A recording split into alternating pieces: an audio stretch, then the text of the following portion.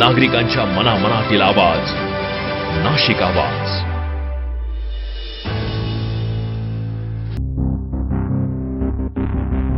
अशोका मार्ग, जिथे रस्त्यानेही भीती धावते. अशोका मार्गावरून जाताना अपघाताची धास्ती. मोठा अपघात कधी होणार याची वाट पाहतोय प्रशासन.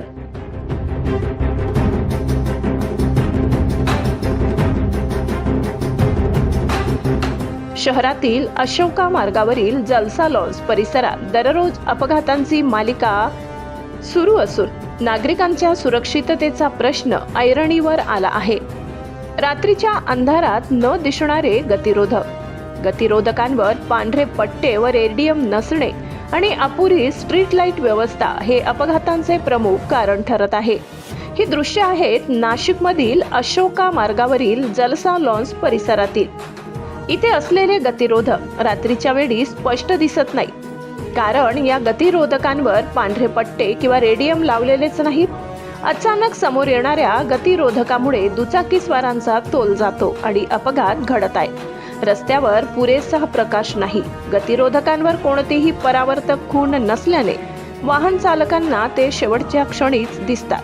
दररोज किमान एक दुचाकीस्वार घसरून पडतो आहे.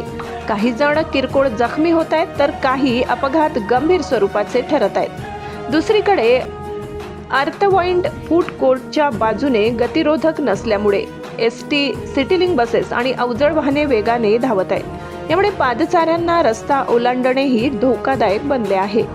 द्वारका अंडरपास सुरू झाल्यानंतर पुणे रोड आणि सारडा सर्कल, मुंबई नाका येथील अवजड वाहतूक अशोका मार्गाकडे वळविण्यात आली आहे. त्यामुळे आधीच गजबजलेल्या या रस्त्यावर वाहनांची संख्या मोठ्या प्रमाणात वाढली असून वेग नियंत्रणाचा अभाव आणि वैज्ञानिक पद्धतीने न बसवलेले गतिरोधक अपघातांना आमंत्रण देत आहेत.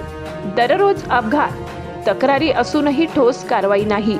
प्रश्न एकच, प्रशासन जागे होणार तरी कधी? नागरिकांच्या सुरक्षिततेसाठी अशोका मार्गावरील जलसा लॉन्स परिसरात तातडीने उपाययोजना करण्याची मागणी होत आहे.